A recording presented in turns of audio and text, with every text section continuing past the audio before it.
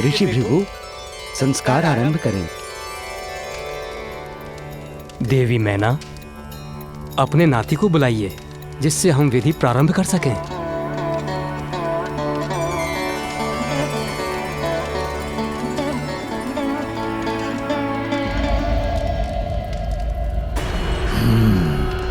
तो अब वो दुष्ट मेरे समक्ष तो आएगा। ये इतना समय क्यों लग रहा है इस विधि में?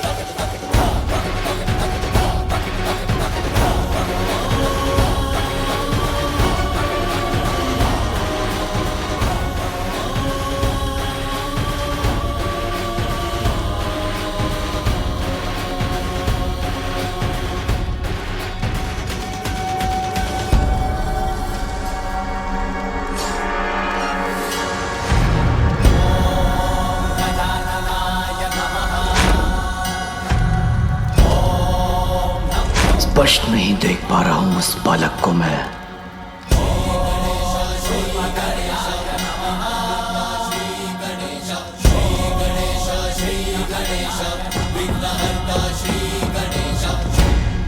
एक बार मेरी दृष्टि तो पड़े इस बालक पर, ये दिखाई तो दे मुझे।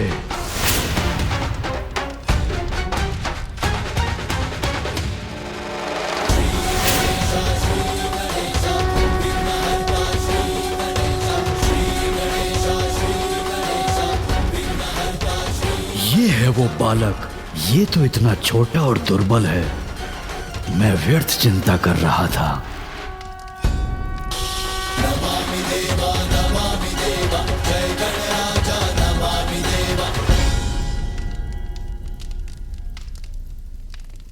सभी देवता है यहाँ। आप सभी को मेरा प्रणाम। कल्याण हो। प्रणाम मामा जी विष्णुदेव, मामी जी देवी लक्ष्मी, कल्याण हो पुत्र। फूफा जी ब्रह्मदेव, बुआ जी देवी सरस्वती, आपको भी प्रणाम। आप सभी अतिथिगण यहाँ मुझे आशीर्वाद देने आए, ये मेरा परम सौभाग्य है। देवराज इंद्र भी है, आपको भी मेरा प्रणाम। जैसे पुष्प की सुंदरता कोई हर नहीं सकता, वैसे ही कांटों को कोई सुंदरता कैसे दे सकता है? व्यर्थ ही हो रहा है ये आयोजन। बालक और उनके माता पिता अपना स्थान ग्रहण करेंगे। सर्वप्रथम छठी का संस्कार होगा। बालक की बुआ उसे काजल लगाएगी।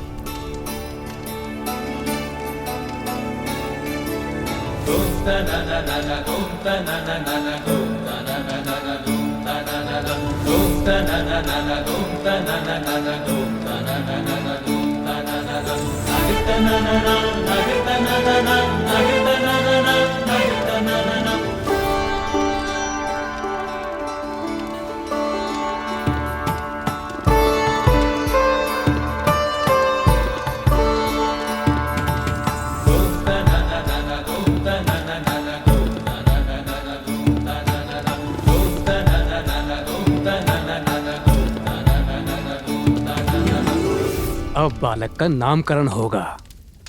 अरे अरे, उससे पूर्व मुझे नेक लेना है बालक के पिता से।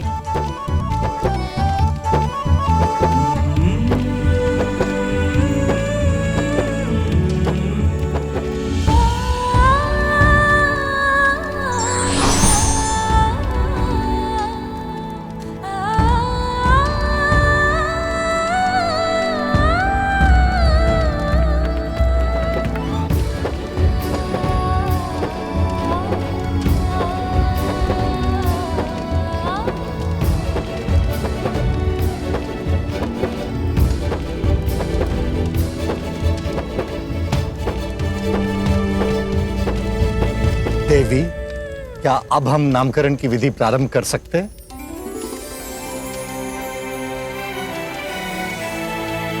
मेरे पुत्र को नाम प्राप्त होगा अब।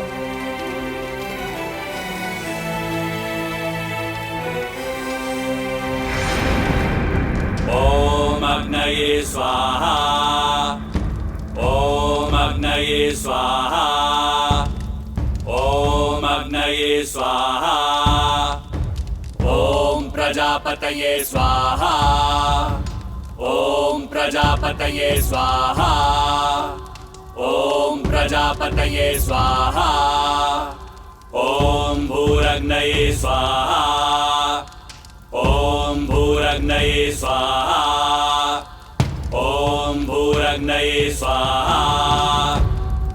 बालक की कुंडली प्रस्तुत की जाए। कुंडली? एक बार किसी प्रकार ये बालक मेरे हाथ लग जाए, फिर मैं अपने प्राणों के संकट से मुक्त हो जाऊंगा।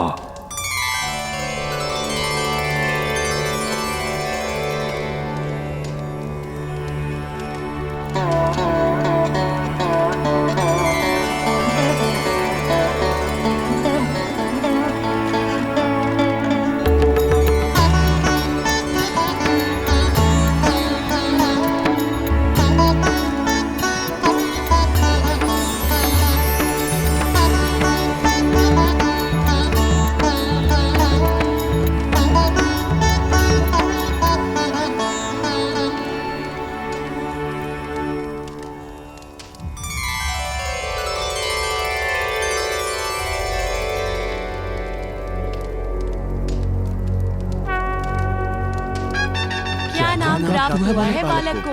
क्या नाम दिया गया उसे? अभी पता चल जाएगा पार्वती नंदन का क्या नाम है। हमें बालक के नाम का प्रथम अक्षर प्राप्त हुआ है। अब ब्रह्मदेव वो अक्षर देवी सरस्वती को बताएंगे।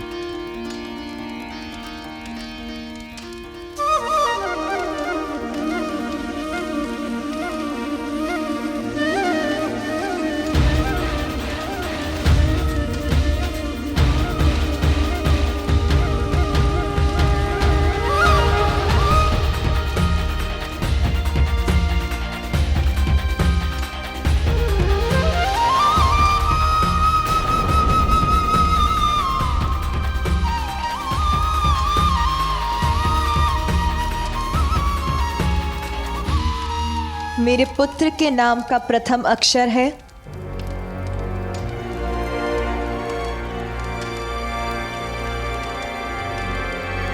ग। ग ग ग प्रथम अक्षर है ग। ग निकला है। ग से नाम प्रारंभ होगा।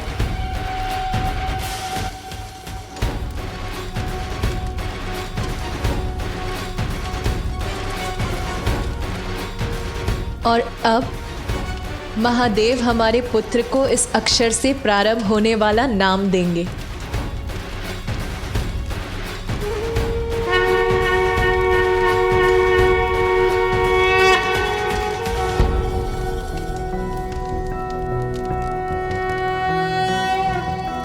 कोसि कतमोसि कस्यासि को नामासि यस्य ते नामा मन्महीयं त्वा सोमेनाति त्रिपाम् भूर्भुवस्वः सुप्रजा प्रजाभिः स्याथं सुवीरो वीरः सुपोषपोषः ॐ कोसि कद्मोऽस्येषोऽस्यमृतोऽसि आहस्पत्यं मासं प्रविश गजानन।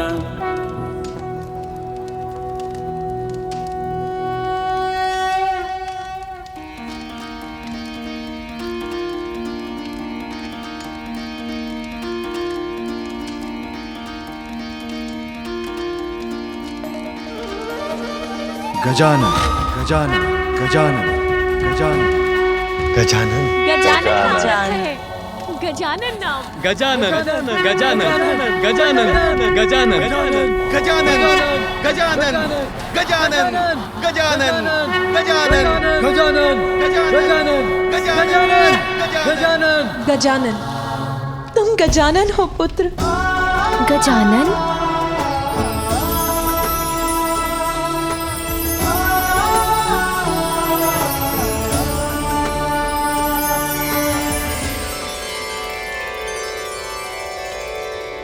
हे बालक त्वमायुष्मान वर्चस्वी तेजस्वी श्रीमान भूयाः। भिन्न भिन्न स्थानों पर जाकर बालक के नाम की घोषणा कर दो, जिससे सभी को महादेव और देवी पार्वती के पुत्र का नाम याद हो जाए।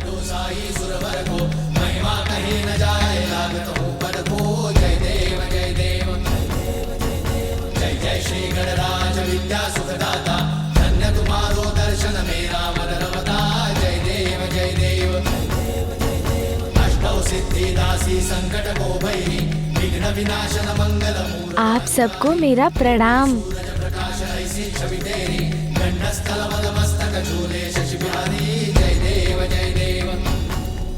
देवगण, अब विधियां संपन्न हो चुकी हैं। हम देवताओं को यहाँ से प्रस्थान करना चाहिए। अब यहाँ रहकर कोई लाभ नहीं है।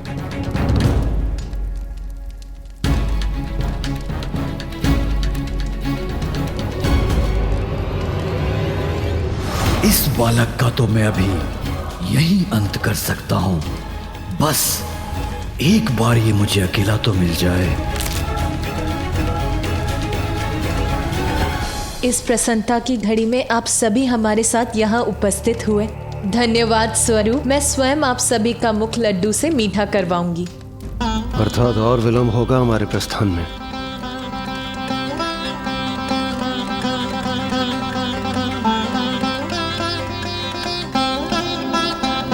लड्डू, बहुत सुंदर नाम मिला है बालक को। हाँ, गजानन को सुनने में भी कितना अच्छा है। मुख तो अवश्य मीठा होना चाहिए। इतने आनंद की बात जो है, हाँ, आज है इतने आनंद का अवसर।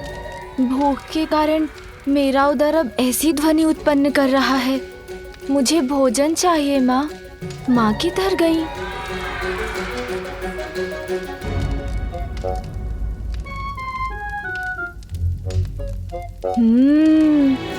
इतने सारे स्वादिष्ट फल,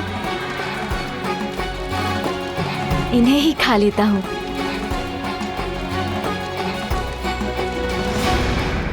अब ये बालक एकाकी कहाँ जा रहा है?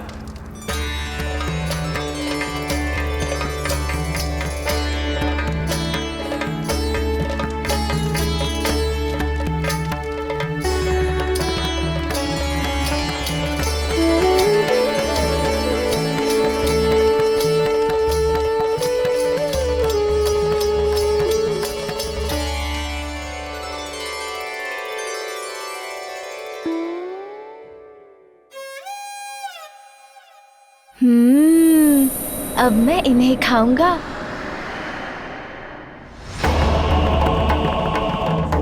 अरे, ये किसकी परछाई है?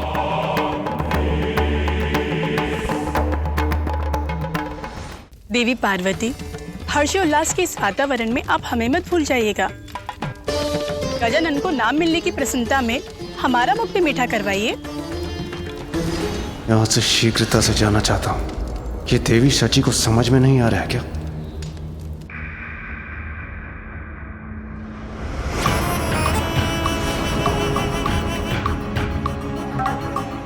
ये कौन है? मुखमंडल सौम्य है, किंतु नेत्र ऐसे है जैसे ज्वाला धधक रही हो उनमें। जो भी हैं, विचित्र हैं। विचित्र गजमुख बालक है ये, इसीलिए दुर्बल ही होगा। महादेव और देवी पार्वती का दूसरा पुत्र तुम्हारा काल बनकर प्रकट होगा। आप तुच्छ बालक से भयभीत होकर थर-थर कांपने लगकर। उचित कहती थी बुढ़िया सिंगिका, व्यर्थ ही चिंतित था मैं इसे लेकर। पल भर में मिटा दूंगा मैं इसे।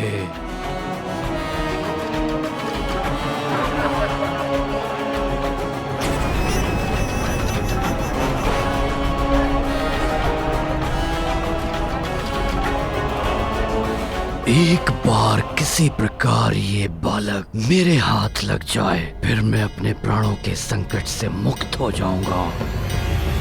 कौन है आप? और मुझे ऐसा क्यों प्रतीत हो रहा है जैसे आपके मन में अनेकों विचार आकार ले रहे हो मुझे देखकर?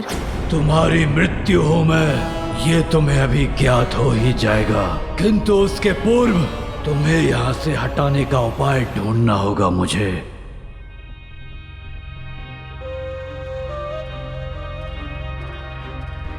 कौन हो सकते हैं ये?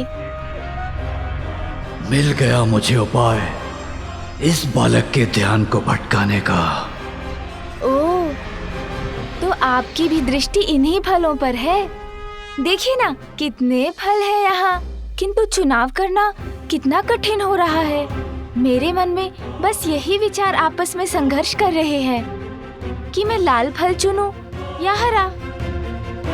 अब क्या करना है, उसका निर्णय तो लेना ही होगा ना। पर मैं निर्णय ले चुका हूँ मूर्ख बालक, किंतु तुम्हें कुछ भी चुनने की छूट नहीं दूंगा मैं। मेरे आदेश का पालन करोगे और हरा फल उठाओगे। हरा फल।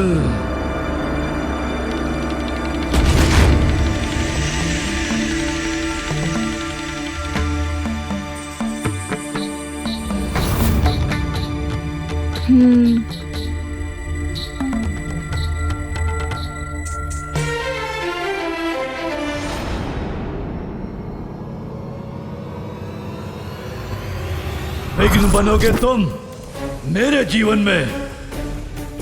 नहीं बालक, इसका तो एक ही परिणाम है, मेरे हाथों तुम्हारी मृत्यु।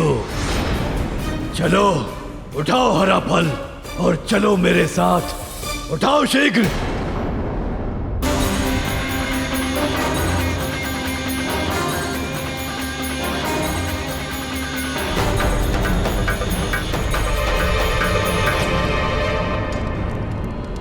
देवी पार्वती, किसका स्वर था ये? किसने पुकारा मुझे?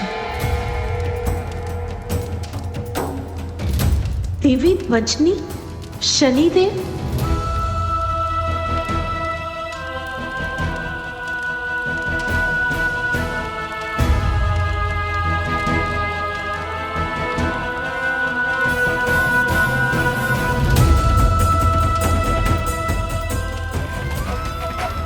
शनिदेव ने पुनः यहाँ आने का साहस कैसे किया?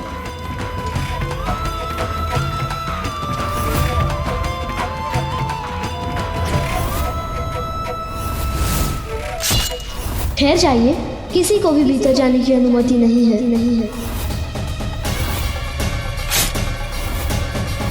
मुझे मेरा पुत्र पुनः चाहिए। ये शीश मेरे त्रिशूल के प्रहार से भस्म हुआ है और मेरे त्रिशूल से भस्म होकर कोई पुनः जीवित नहीं हो सकता।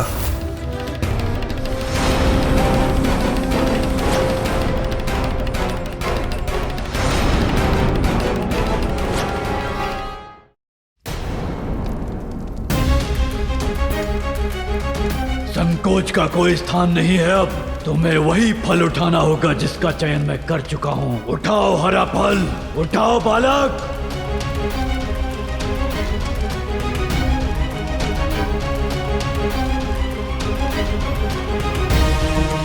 प्रतीत होता है अब ये बालक पूर्णतया मेरे वश में है। अब इसे मैं मृत्यु के मुख तक ले जा सकता हूं।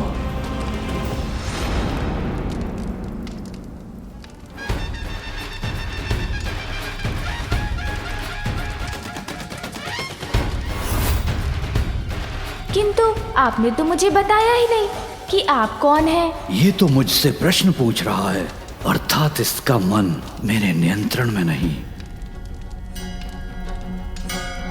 अच्छा आप बताइए ना, आप तो अवश्य मेरे नामकरण के उत्सव में भाग लेने आए होंगे, है ना? आपके यहाँ आने के लिए धन्यवाद। देखिए ना, मैंने तो अपना फल चुन लिया, किंतु उसका क्या लाभ? किंतु जब तक मुझे माँ अनुमति नहीं देती, तब तक मैं कैसे कुछ खा सकता हूँ?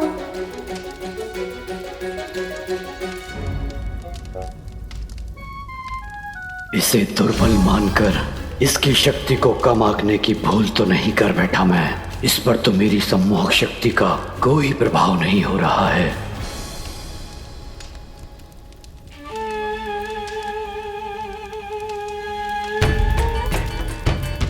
माता मुझसे बहुत बड़ी भूल हुई थी, मुझे क्षमा कर दीजिए। बड़ी कठिनाई से मैं यहाँ आपके समक्ष आकर क्षमा मांगने का साहस जुटा पाया हूँ माते। मुझे क्षमा कर दीजिए। आपने तो मुझे उसी रात्रि दंडित कर दिया था माते, जिसके कारण आज तक मेरा पांव पीड़ा से ग्रस्त रहता है। माता है आप, और माता का हृदय तो अत्यंत विशाल होता है, अपनी संतान की अनेक भूलों को भी क्षमा कर देता है। तो आज अपने पुत्र के नामकरण संस्कार के दिवस क्या आप मुझे क्षमादान नहीं देंगी माते?